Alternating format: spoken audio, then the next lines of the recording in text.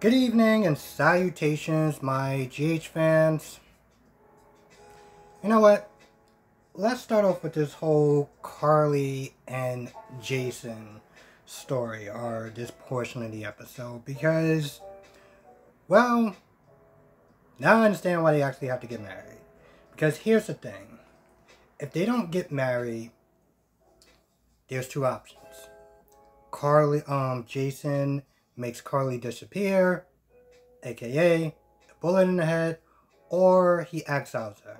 You know, she has to move to like another country or somewhere else that's not Port Charles. So since both of those two aren't an option, it just leaves them getting married. So this way they can strengthen the organization. So this is the reason why they have to get married. Here's the thing.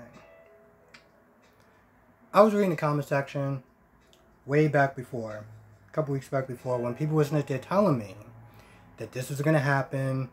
And I'm not going to lie, and I said this yesterday, I was like, the minute I read it, I was just like, you gotta be kidding me. Are you kidding? I was just like, wow, okay, so we're doing this. And, not gonna lie, I've been dreading this part. I've been dreading it all the way up into this episode. And, I'm gonna be honest. I am really, really upset and disappointed in Maurice Benard. Because this whole thing, this whole train wreck of storyline so far with this whole Jason and Carly getting married, it's all because of him. It's all because of him and his quote-unquote vanity project. You know, the one that pretty much 90% of the fans don't want. And Maurice Benard, for some odd reason, decides to double down on his, so try not to curse, on his idiotic decision to go ahead and do it anyway, regardless of, I don't know, what the fans want. This whole Jason and Carly getting married is all because of him. So the next time that everyone is there getting upset about this storyline, or they're watching it, and like, this is so stupid, Jason and Britt can't like go out, and they can't really hook up and become a couple because of him. Okay? So let's all point our direction towards Maurice Benard. And listen, that saddens me, because I've been saying this for a while, that besides Jason, which is my number one guy, Maurice Benard, Sonny, is my guy. Maurice Benard is my guy. But this is one of those decisions where no one liked this from the get-go. And because of his vanity project, this storyline is moving forward. And so they talk about it for a good 10, 20 minutes, give or take. And then, he goes to, Jason goes to Britt. And, this is when Britt and Liesl are having a heart-to-heart, which, by the way, Liesl was sitting there talking to Scott, and it looked like she was going to confess why she was upset. And Britt walks in there like, what are y'all talking about? What's going on? So Scott leaves, and Britt was like, and Liesl was like, listen, I need to sit there and talk about my feelings, and I'm really sad, and I need to sit there and talk about it with someone. And I figured I'd talk to him about it. And, Britt's like, that's a bad idea. But, Liesl's like, well, I need to sit there and talk to somebody about it. And Britt is like, how about you just not talk about it at all? I'm like, so let me get this straight. She's sad about the situation that you're going through. She doesn't really have anyone she can sit there and talk to. And your solution is just bottle it up. Because that tends to work out so well. I just was like, I get the fact that she doesn't want to talk about it. Okay? I get the fact that she doesn't want to talk about it. And she doesn't want anyone else to sit there and know about it. But it's like, besides Jason, it seems like she doesn't really want. I guess you could sit there and talk to Jason about it, but like, it's one of those things where it's like, And maybe I'm just reading it wrong about the situation, because again, she does have Jason to talk to, but I felt like she just didn't want her to really talk about it at all. That's just, unfortunately, that doesn't work with some people. Some people could just sit there and handle it in their own way, good or bad, but other people need to sit there and talk about it. And Britt's what they're saying to just kind of just keep it to herself is like, no, that's not an answer. But anyway, they talk about it, and, you know, Liesl kind of just encouraged Britt to kind of live life to her fullest and to pursue Jason and to pursue happiness, you know? And even when she's there trying to act all defensive about it, you can see it on her face. You can see the smile and expressions on her face, you know? So, with that being said, she's at the office, and she's you know, thinking about Jason, and she turns around, she sees Jason, and she gives that amazing smile that only Britt Westbourne can do. And we all know, and you see the look on Jason's face. So you all know where this is going. So, for anyone that was doing the whole shipping Jason and Britt together, well, you can thank Maurice Benard for that.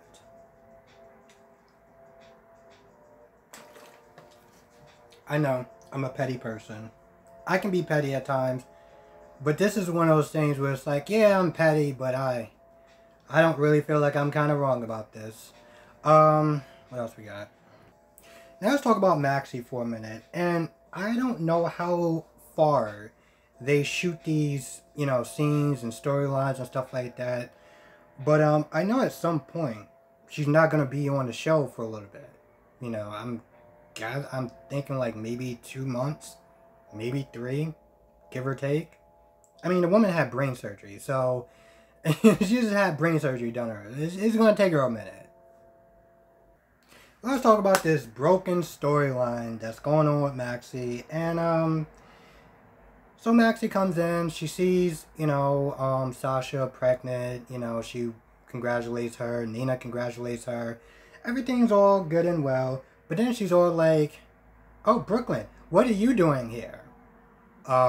She kind of works for the company. I mean, it doesn't work for Nina, but she does work, you know, she does kind of somewhat work. Or was she fired? I'm not going to lie, I don't remember. But, you know, the point is, she's like, what are you doing here? It was like, okay. But then she's like, well, you just left Bailey alone by herself? I'm like, Maxie, you're supposed to be, not grieving, but you're supposed to be sad about, you know, your baby. Not sit there questioning, you know, Brooklyn and what she's doing with her child. I'm literally sitting there watching this. And I'm like, Maxie, you are a goddamn moron. You can't be this stupid.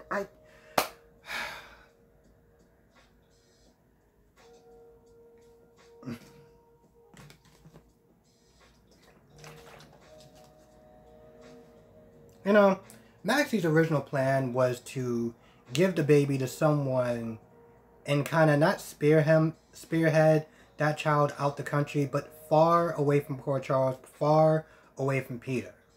Okay? That was her original plan. Imagine how she would have felt then. She knows where the baby's at. Okay? Listen, you know, when I speak about this Maxie situation, you know, a lot of times to myself, I have to sit there and kind of remember that I am not a mother. I am also not a father.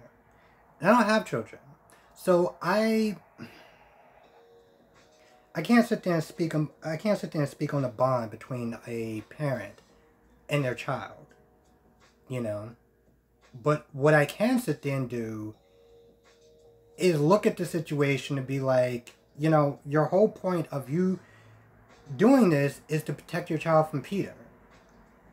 You're not acting like you are worried about your child or anything like that. You're sitting there questioning somebody else about their child. Like, that's not our behavior to everyone else. Like, that's like, oh my god. Okay. So anyway, they have this meeting, and you know, Brooklyn or Maxie, they go out and they step out into another room. And Brooklyn tells Maxie the real reason why she's working at Deception. So this way, because they have like a daycare center, and Maxie can sit there and see the child as much as she wants. And, you know, she's just not there telling Maxie, listen, when we did this plan, I was never sitting there trying to keep away from your child. I'm just trying to make sure that your child stays away from Peter. But, you know, this whole plan, this is why I'm doing what I'm doing.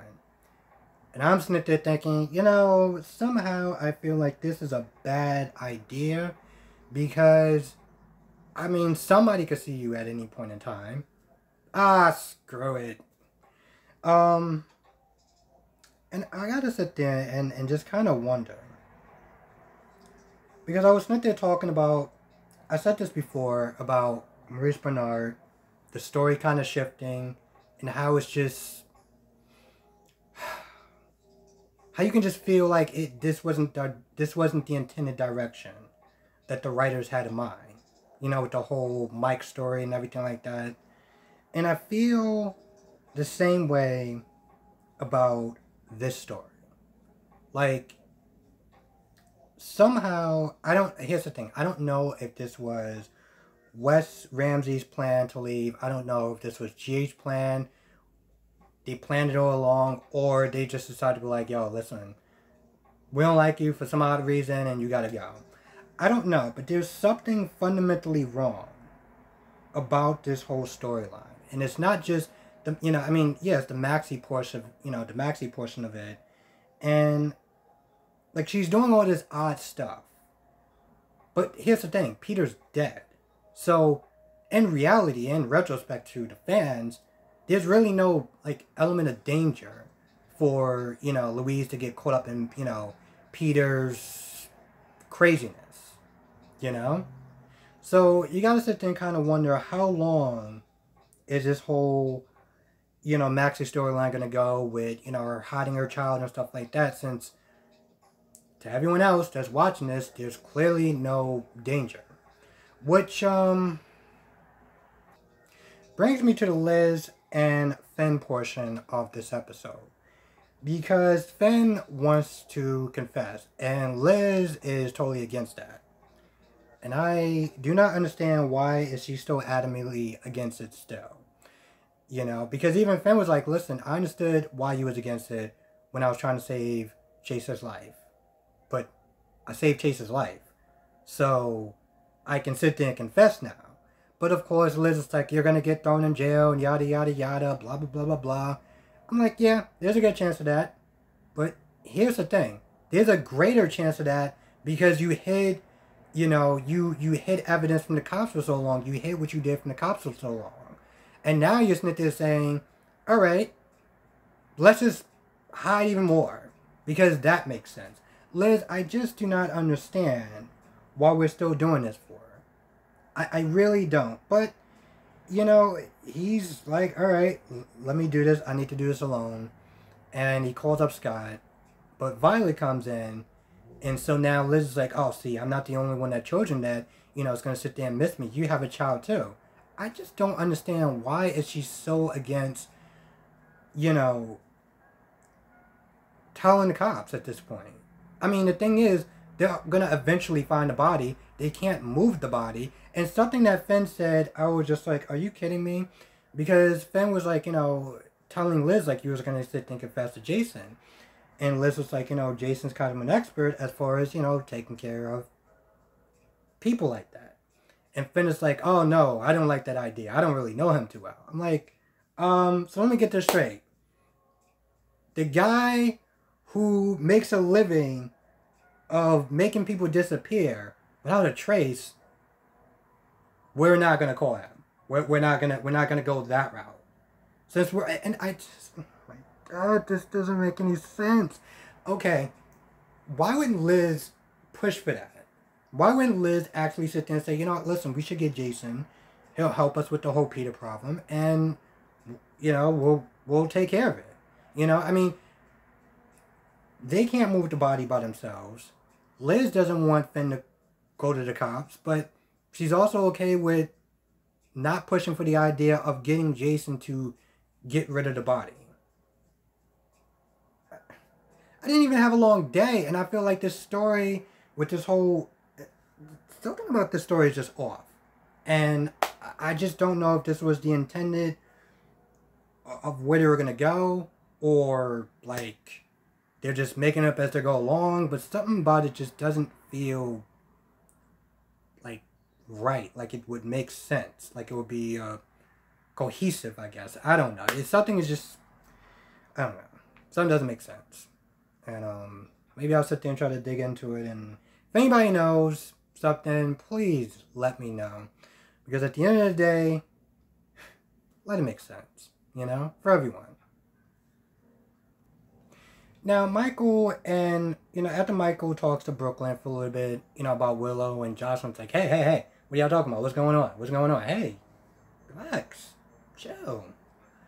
Jocelyn talks to Michael about the whole Willow situation, about how now Chase is paralyzed, so Willow can't say anything, and they can't move forward with their relationship. You know, the relationship that, well, I'm gonna be honest, a lot of people didn't really want. They can't move forward with it, because this is a thing for some odd reason. Now, during this course of conversation, you know, Michael's like, you know, what's going on with PC? Are you excited for it? Yada, yada, yada. They bring up the whole Cam situation. And Jocelyn is still not happy with Cam about, you know, the whole Jason situation and how, you know, Cam almost shot Jason. You know, she can't get past it. And the thing is, here's the thing. She said that they were cool. And then she ignores his text for days and weeks. And then he comes over and she's like, in this very back and forth kind of way, she's like, no, I mean, you know, I just can't believe you did this. And, you know, Cam is like, so we're not good then? Like, are we going to be good? And Jocelyn's like, yeah, we'll work it out. Now she's sitting there talking to her brother. And I'm just like, you know, Jocelyn, if you can't move forward with your relationship with Cam, I get it. Listen, I have zero qualms when it comes towards cutting people off. Zero whatsoever. Okay? You have an energy that I don't like, you're gone. That's it. I'm done. And regardless if I've known you for years, you do something that I feel crosses the line, and I feel that we can't sit there and move forward, then it's just, we're not moving forward. But I feel like Jocelyn needs to sit there and first be honest with herself about this whole Cam situation, because she can't move forward, then at the very least, because she known Cam her entire life of being children, then she should be honest and just say something. But this whole back and forth thing about how we're friends, we're not friends, I don't know, now we're not good, like, just make up your damn mind. And it just became so evident in this episode that it was like, she just can't get past what, you know, what Cam did. Now, I'm hearing from a lot of people that she stood, because Cam stood by her with the whole Oscar thing and everything like that. And, you know, Jocelyn could be kind of a pain in the ass. So I get that. But at the end of the day, I also get emotions, you know. You can't get past something, you can't get past it. Right or wrong, good or bad, logic or illogical. It is what it is. Just be honest with yourself. And then be honest with him.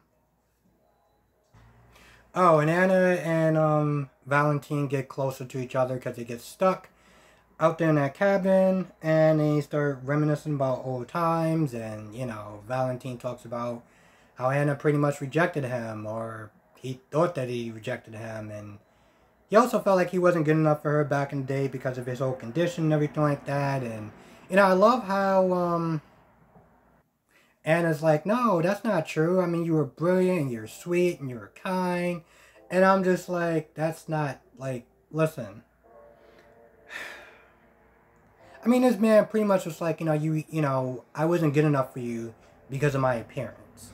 And, you know, Anna's like, well, that's not true, because you was this, that, and the third. And it's one of those things where it's like, listen, I get that you're trying to be nice and sweet to him and everything like that, and you're basically sitting there saying that regardless of your looks, it wouldn't have changed anything. But let's just be honest about that for a minute. It really would have.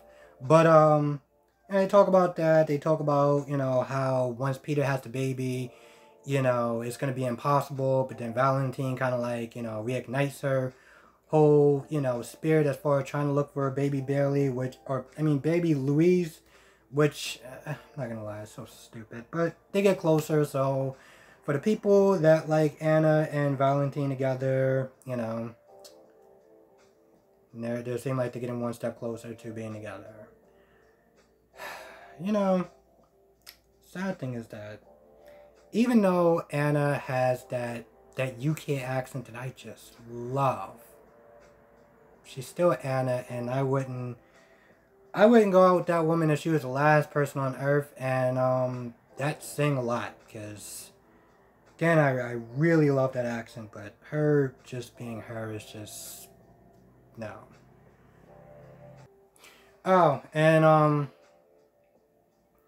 didn't talk about Scott and Liesl, but they seem like they're kind of back on track a little bit, as far as, Scott being just there to sit there and listen to Liesl, and, even planning like a getaway, just sit there and kind of lift her spirits and stuff like that. So whatever sort of worries or doubts that Liesl was having as far as her being with Scott, seemed like it was kind of, I don't know, I guess straightened out or whatever at the very least. But I don't know, I feel like whenever they do stuff like that, like with Scott and Liesl and Scott and Bobby, it's a lot of stuff that's done off screen. And so you don't really get to see any sort of romance that they have going on.